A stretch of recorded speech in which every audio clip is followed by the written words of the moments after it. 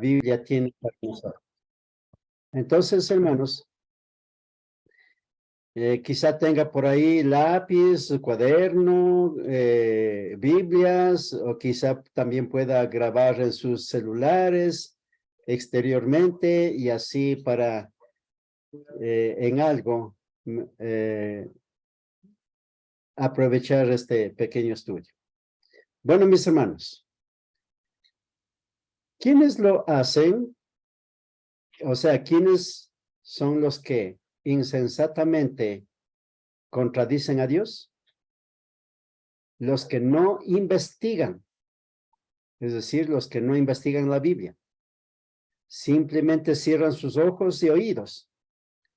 En Mateo capítulo 3, verso 15, nuestro Señor Jesucristo dice, porque el corazón de este pueblo se ha engrosado y con los oídos oyen pesadamente y han cerrado sus ojos para que no vean con los ojos y oigan con los oídos y con el corazón entiendan y se conviertan y yo los ame.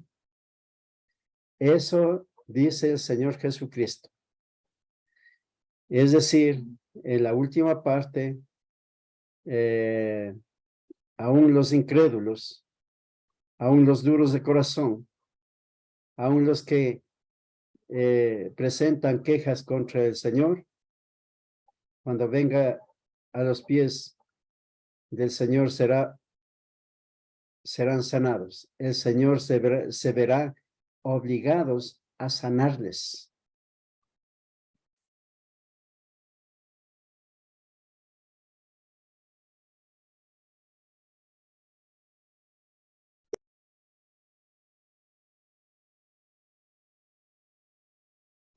No presentan otra alternativa, solo quieren destruir la fe de los creyentes. Esto hay que tener mucho cuidado, mis queridos hermanos y hermanas.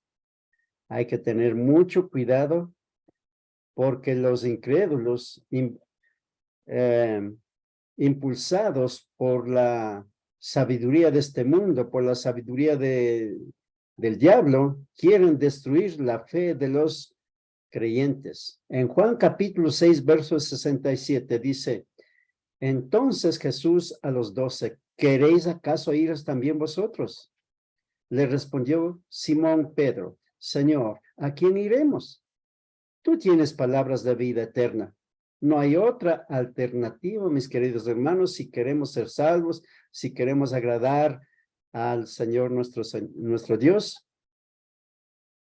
Hay que reconocer, hay que declarar, como Pedro, tú tienes palabras de vida eterna. ¿Quiénes son los que quieren pelear con Dios? Según Isaías 45:9 dice, ay del que pleitea con su hacedor, el tiesto fragmentado de una vasija de barro. Con los tiestos de la tierra dirá el barro al que lo labra, ¿qué haces? ¿Podrá decir esto el barro?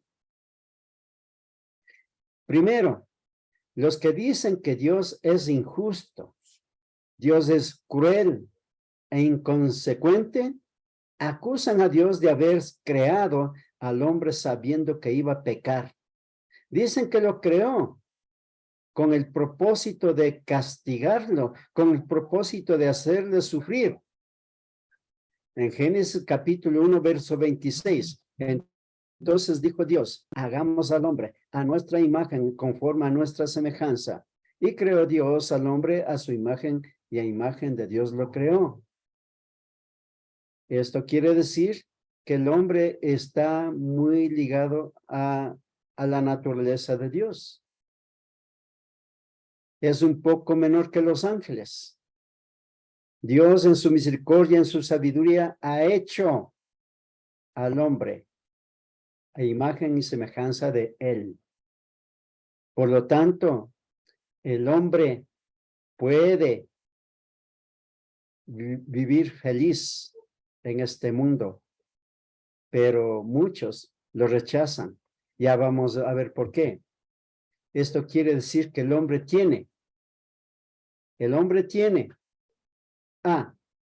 intelecto, tiene voluntad, es decir, tiene voluntad, es decir, tiene libre albedrío y tiene emociones. ¿Por qué? Porque no es una máquina, no es un robot. Tenemos entonces intelecto, libre voluntad o libre albedrío. Por eso algunos creemos, otros no creen. ¿Por qué?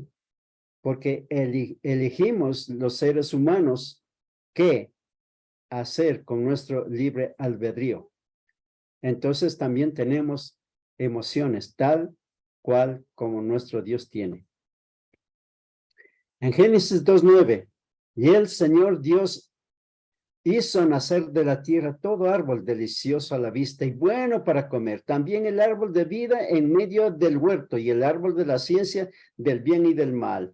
Y mandó el Señor Dios al hombre diciendo, de todo árbol del huerto podrás comer, mas del árbol de la ciencia del bien y del mal no comerás, porque el día que de él comieres, ciertamente morirás. Aquí está la advertencia. Aquí está incluso diciendo qué es lo que iba a suceder, pero como el hombre fue creado con libre albedrío, usó su voluntad para el mal y desobedeció. ¿Qué hizo el hombre con su libre albedrío? Y vio el Señor que la maldad de los hombres era mucha en la tierra y que todo designio de los pensamientos del corazón de ellos era de continuo, solamente el mal. Si el Señor hubiese hecho al hombre sin la voluntad propia, es decir, sin el libre albedrío, entonces el hombre hubiese sido un robot nada más, como una máquina. La máquina, el carro, por ejemplo, está diseñado para rodar y rodar y rodar, ¿verdad? Para cargar al peso que los constructores han hecho. Pero el hombre no está hecho como un carro, como una máquina, sino que tiene voluntad propia, es decir, libre albedrío. Y por esta razón, en Génesis 6:5, dice que la maldad de los hombres era mucha. Y se arrepintió el Señor de haber hecho hombre en la tierra y le dolió en su corazón.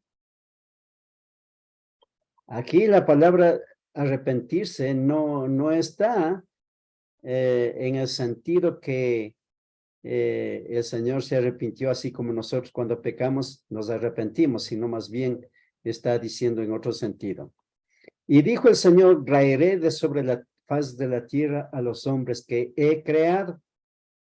Por lo tanto, lo que Dios ha hecho con el hombre no fue decidido por Dios, sino por el hombre mismo.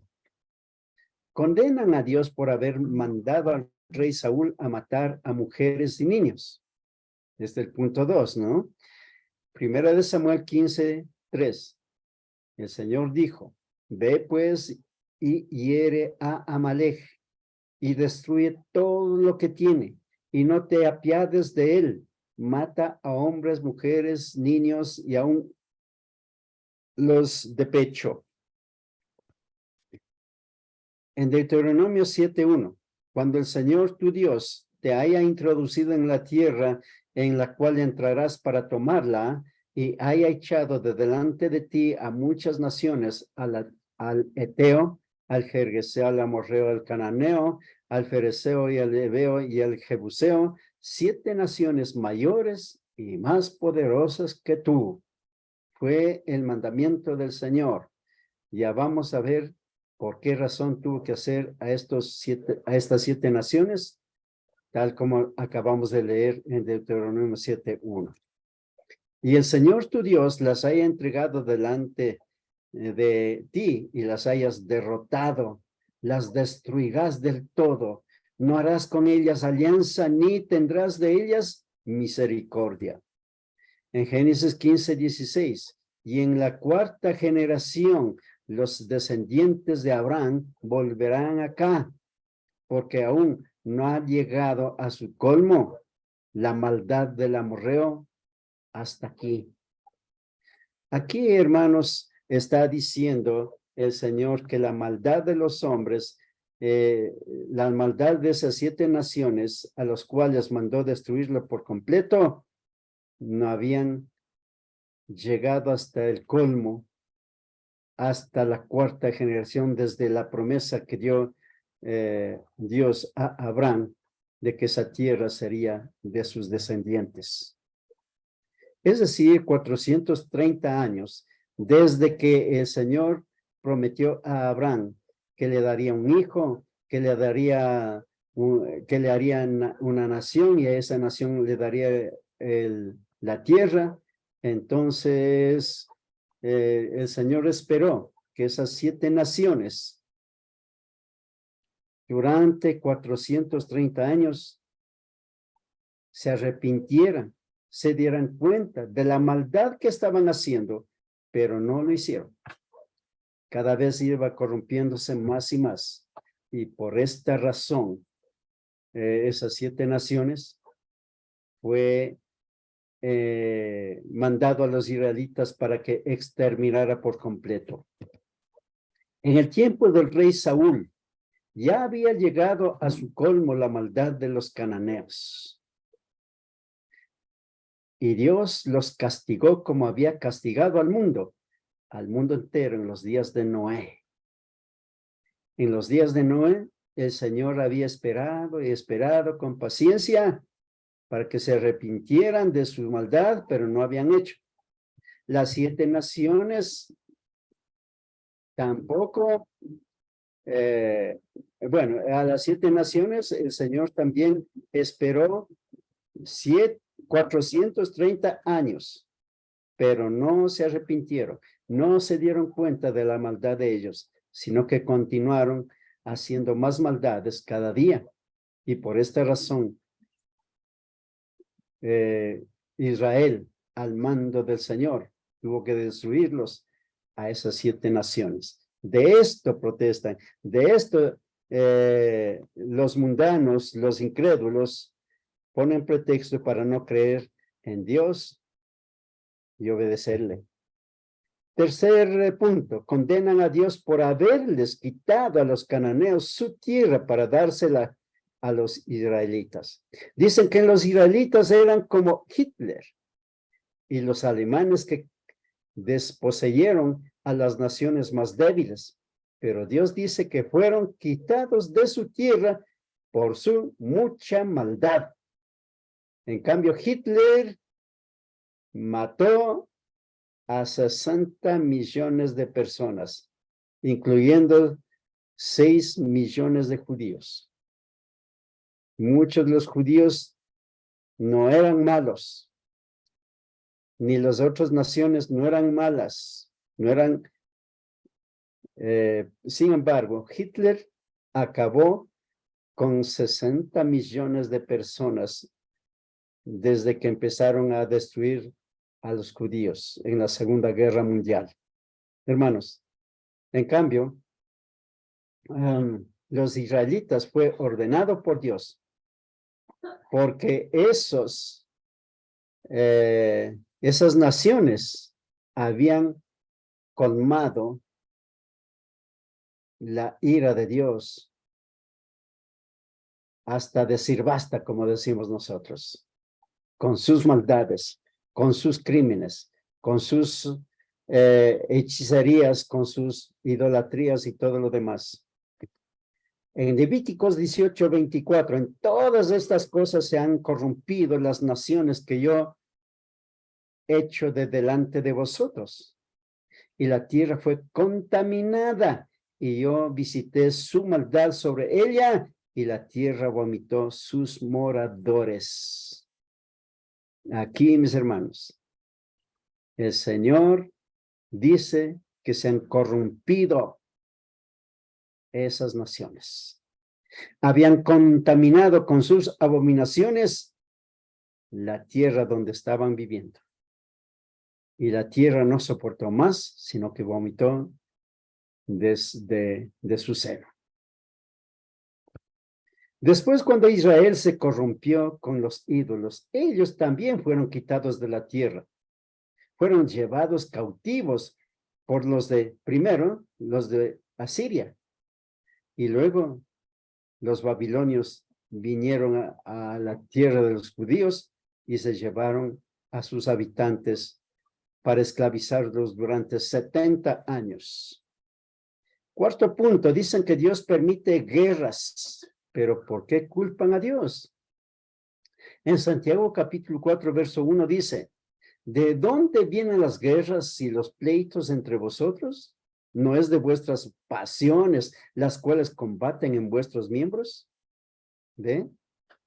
Es decir, usando el libre albedrío, se corrompen, se llenan de envidia, se llenan de ira, se llenan de no sé de qué.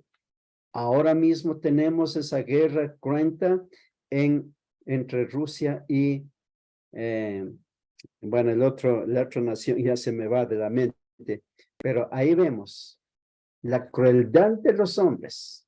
Ucrania. Ucrania, exacto. Gracias, hermano. La crueldad de los hombres por un pedazo de tierra. Eso es maldad.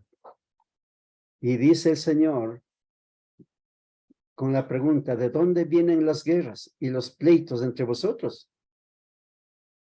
Y aquí, ¿no es de vuestras pasiones las cuales combaten en vuestros miembros? Exactamente por estas causas hay problemas en los hogares, los problemas entre las naciones, los problemas en la sociedad.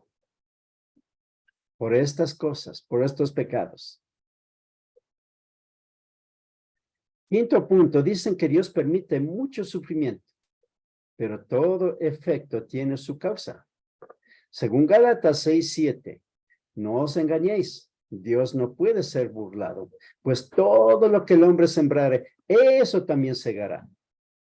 Porque el que siembra para su carne, de la carne segará corrupción. Mas el que siembra para el espíritu, del espíritu segará vida eterna. Aquí, mis hermanos, todo lo que sembramos, cosechamos en esta misma vida. Y si no hay arrepentimiento, si no hay reconciliación con el Señor, entonces, sin remedio alguno, y la mayoría irán al infierno porque está esperando.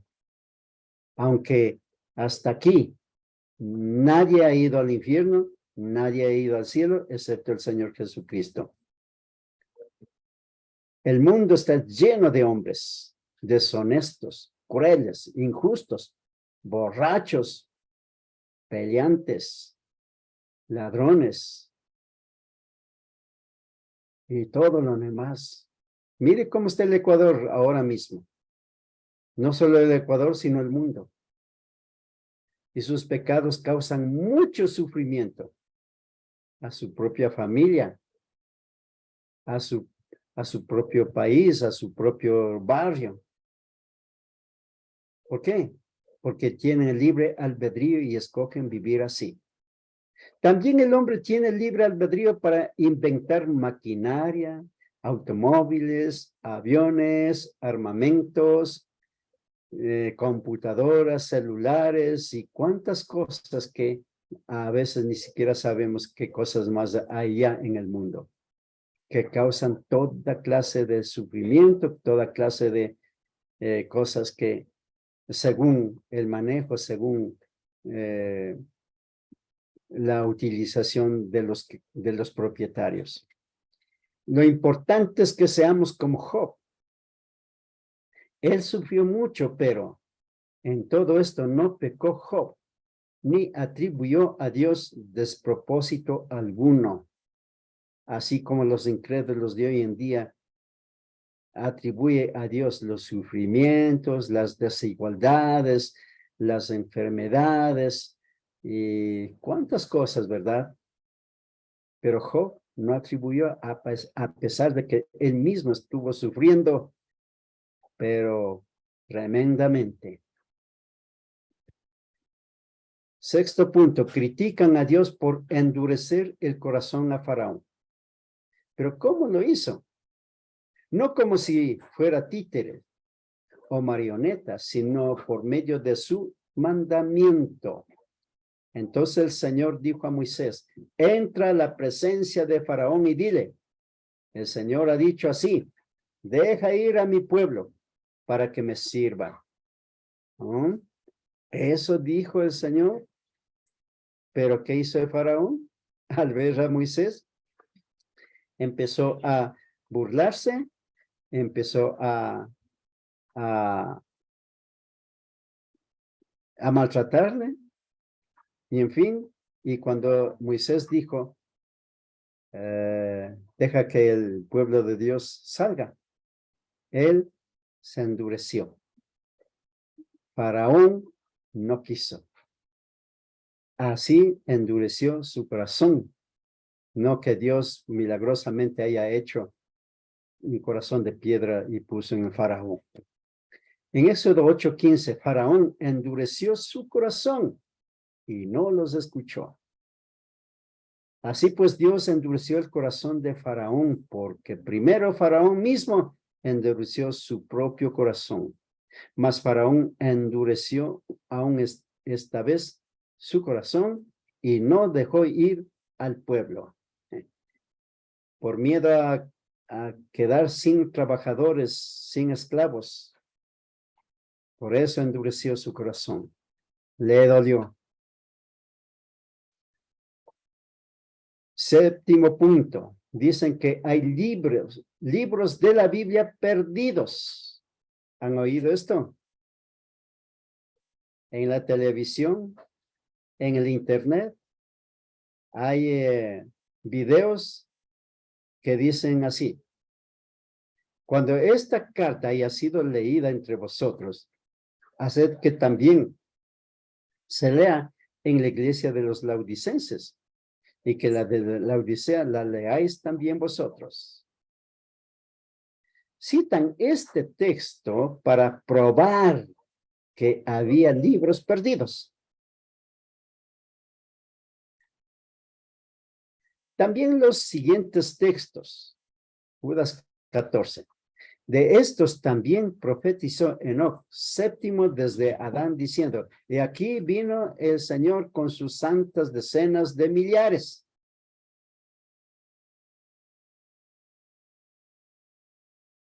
¿A quién está nombrando aquí? A Enoc. Y el libro de Enoc no está en la Biblia. ¿Por qué? Porque tiene algunas contradicciones contra la verdad. Y por eso los hombres inspirados que seleccionaron el canon de la Biblia no puso como un libro canónico en el grupo del Antiguo Testamento. En 1 Corintios 5:9, os he escrito por carta que no os juntéis con los fornicarios. Los incrédulos preguntan, ¿qué pasó con esta carta? Dicen que la Biblia no está completa porque hay libros perdidos. En 2 Crónicas, capítulo 34, verso 14, dice, y al sacar el dinero que había sido traído a la casa del Señor, el sacerdote Hilcías halló el libro de la ley del Señor, dada por medio de Moisés.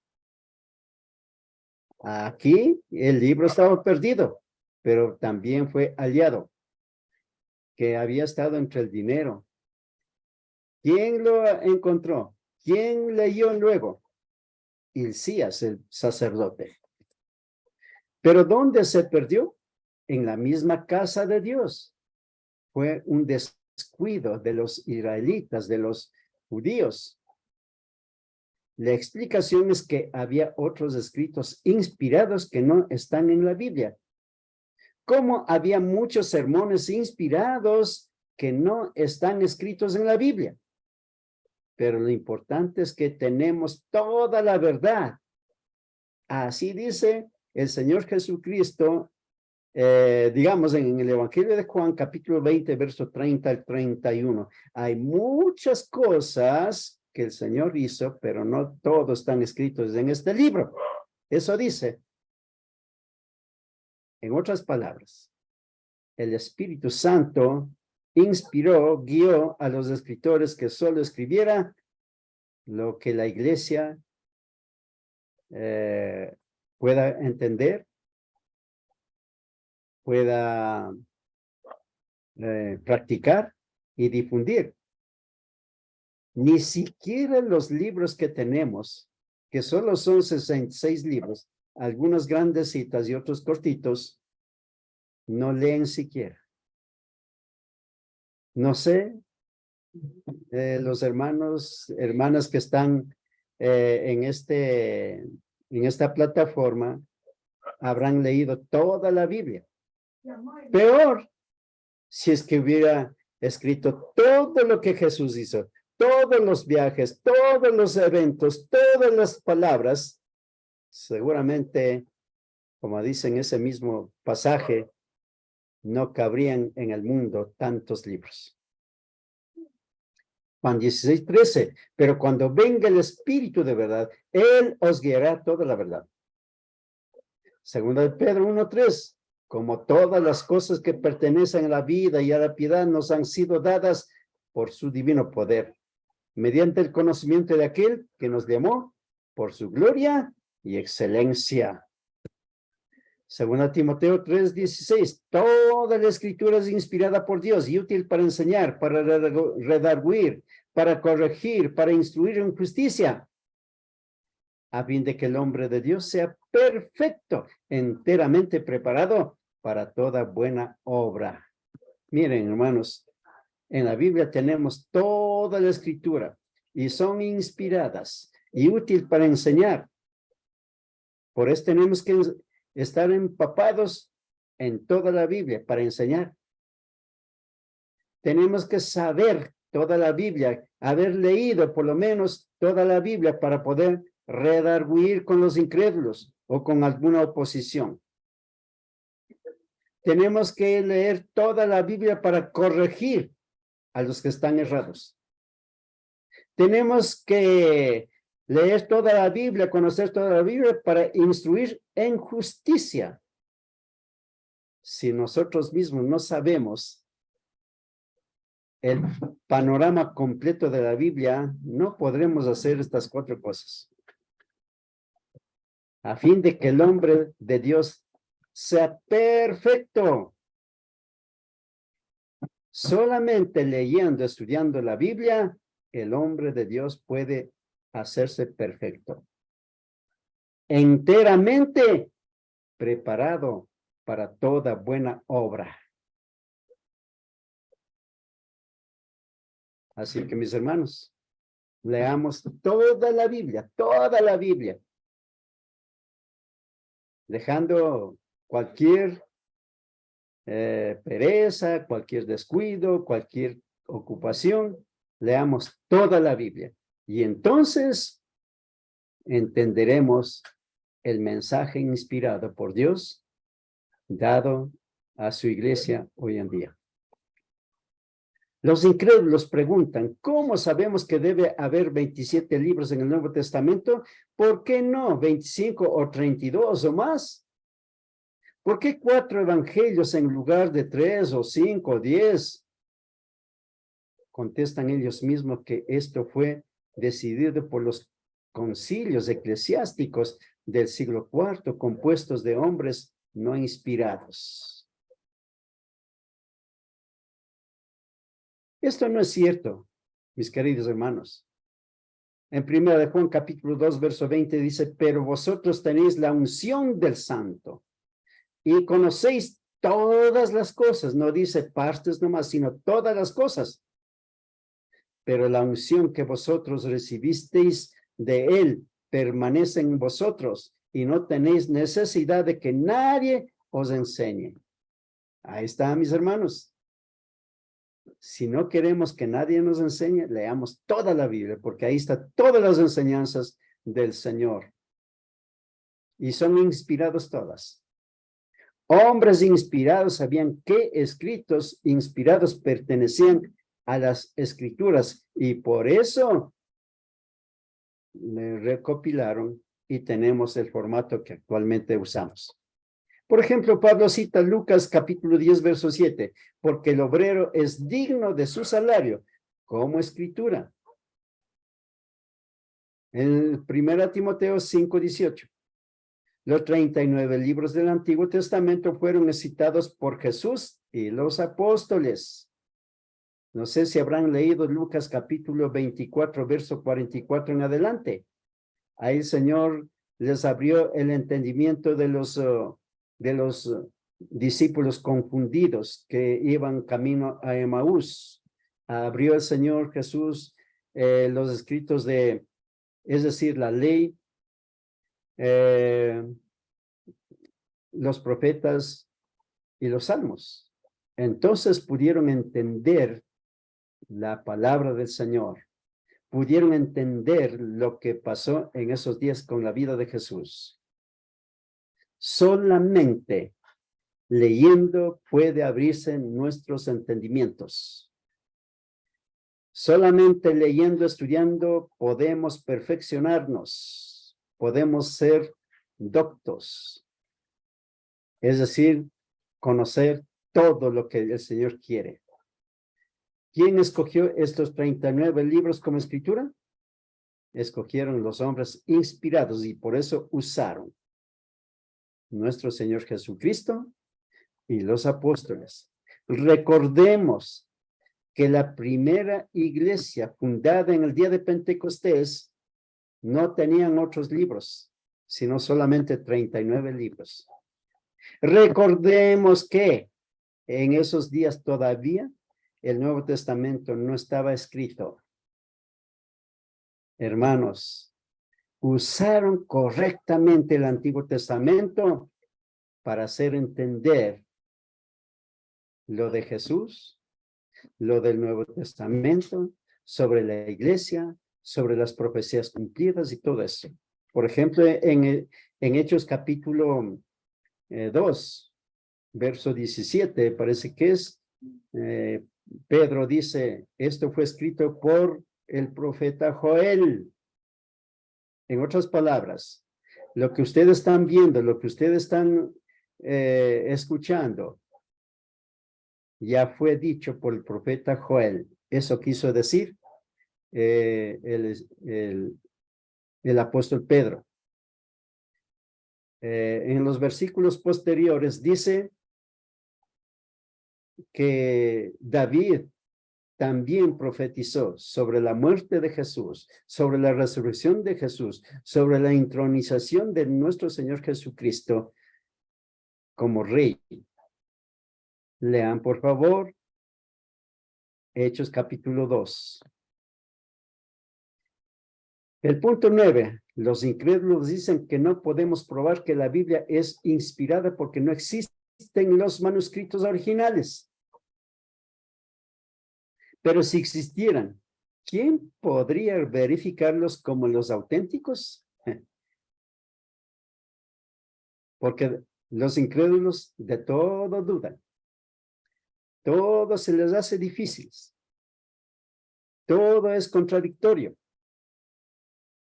Solo los creyentes de corazón se satisfacen con leer, con tener y difundir lo que tiene a sus manos. En Mateo 24:35, el cielo y la tierra pasarán, pero mis palabras no pasarán. Eso, ¿por qué no pasarán? Es decir, ¿por qué no serán destruidos? Pueden destruirse el cielo y la tierra, pero la Biblia, las escrituras, no serán destruidos hasta que todo se cumpla. Primera de Pedro 1:25, más la palabra del Señor permanece para siempre. Los incrédulos no creen en la providencia de Dios que preserva su palabra. Punto 10. También dicen que no podemos estar seguros de la traducción de la Biblia porque han sido traducidas por sectarios. Es verdad.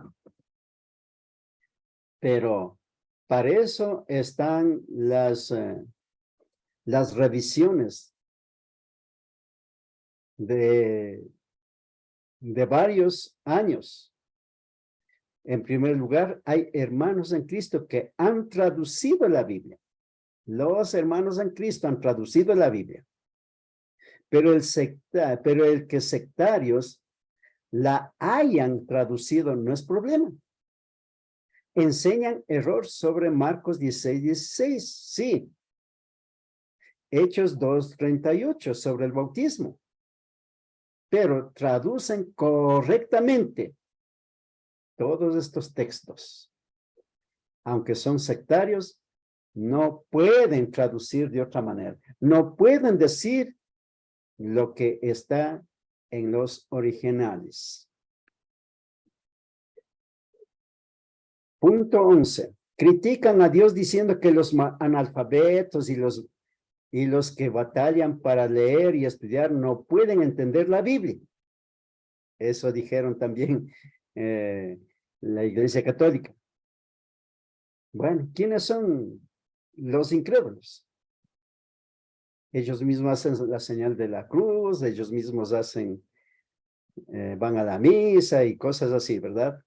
Bueno, dicen que estos no pueden confirmar la verdad de lo que se predica, sino que tienen que depender de sus maestros. La actitud de los incrédulos modernos es semejante a la de los judíos. Según Juan 7:49, mas esta gente que no sabe la ley, maldita es, dijeron los principales sacerdotes. Segunda de Pedro 3:16, casi en todas sus epístolas, las de Pablo, hablando en ellas de estas cosas, entre las cuales hay algunas difíciles de entender, las cuales, escuchen bien, las cuales los indoctos, ¿quiénes son los indoctos? E inconstantes tuercen como también las otras escrituras para su propia perdición. ¿Quiénes son los indoctos? Los que no son doctores. ¿Por qué no son doctores? Porque no leen, no estudian. Ellos son los indoctos. ¿Y quiénes son los inconstantes? Los inconstantes son los que de vez en cuando leen. Unas veces creen, otras veces no creen. Unas veces están alentaditos y otras veces ya están fríos. Unas veces están en la reunión de la iglesia, otras veces no. Ellos son los inconstantes. Y estos son los que tuercen. Aunque dicen ser cristianos, aunque dicen ser hijos de Dios, como son indoctos e inconstantes, tuercen, como también las otras escrituras, para su propia perdición. Hermanos y hermanas, tienen que arrepentirse los que son así. Tienen que pedir perdón por no haber leído toda la Biblia, por tener pereza, por desperdiciar su vida, sus ojos, su potencialidad. Hermanos, porque es un descuido y ese descuido es un pecado. Que el Señor quiere que seamos doctos, es decir, doctores. En el libro de Hebreos nos dice que después de tanto tiempo, pudiendo ser ya maestros, necesitan todavía de enseñanzas. Hermanos y hermanas, póngase a leer si no han leído. Y si han leído todo, gloria a Dios, pero vuelva a leer. Ahora ya analizando algunas cosas. Pero la Biblia no enseña que algunos no puedan entender el Evangelio, porque sí entendieron los analfabetos que fueron Pedro y Juan, por ejemplo. Romanos 10:17, la fe es por el oír y el oír por la palabra de Dios. Los que no saben leer o leer bien, pueden escuchar la lectura bíblica y aprender cómo lo hacen los ciegos. Jesús dijo, te alabo, Padre, Señor del cielo y de la tierra, porque escondiste estas cosas de los sabios y de los entendidos y las revelaste a los niños. ¿Quiénes son estos sabios y entendidos? Los sabios según el mundo, los entendidos según el mundo, los sabios según las letras del mundo, los entendidos de las cosas de este mundo, pero no de las cosas eternas, de las cosas de Dios. Marcos 12:37, y gran multitud del pueblo le oía de buena gana. Esto es importante. Así hay que oír, así hay que leer. De buena gana. Estos no eran universitarios, pero pudieron entender.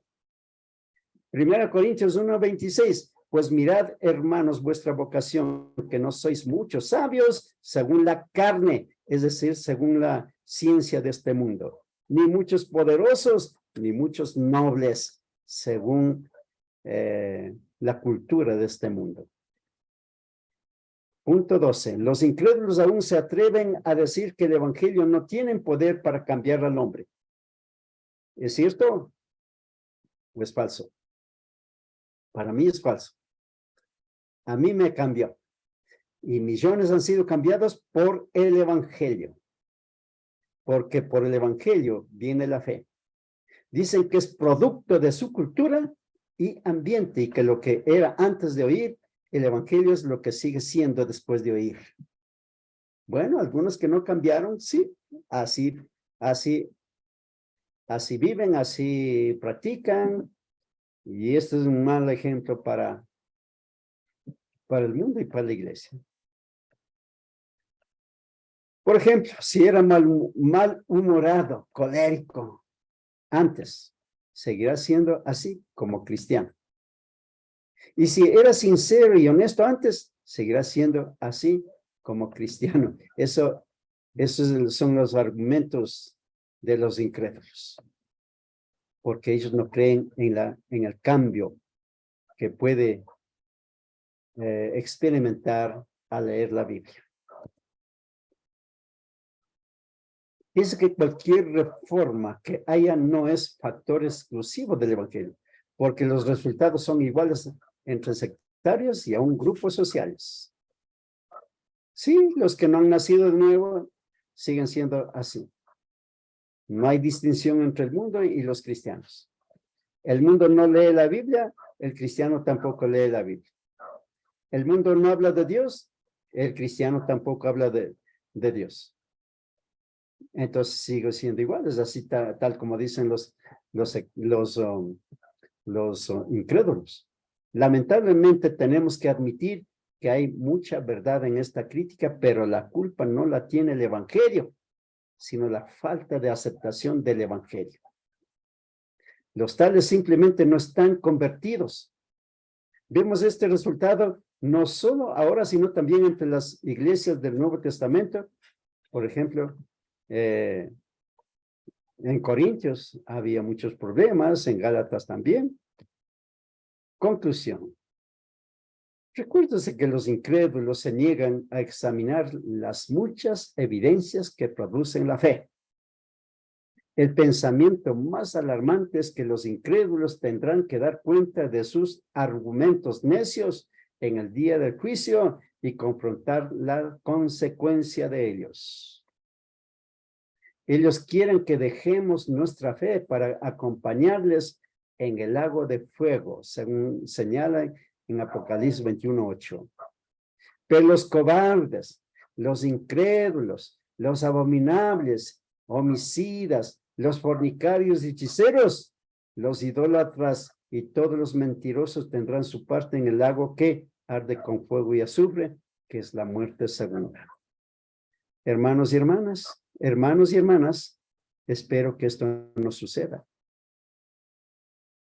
Si a usted le falta conocer la Biblia, profundícese leyendo, escuchando, así tal como dice en a ver, sin el primer capítulo de Apocalipsis.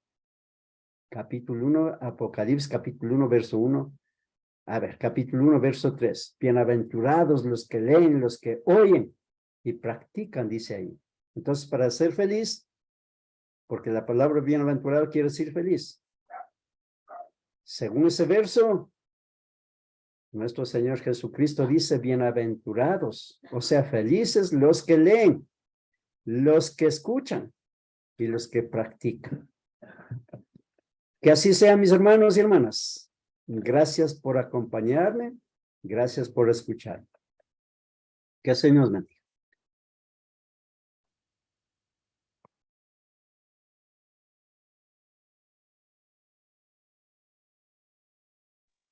Amén, hermano Miguelito.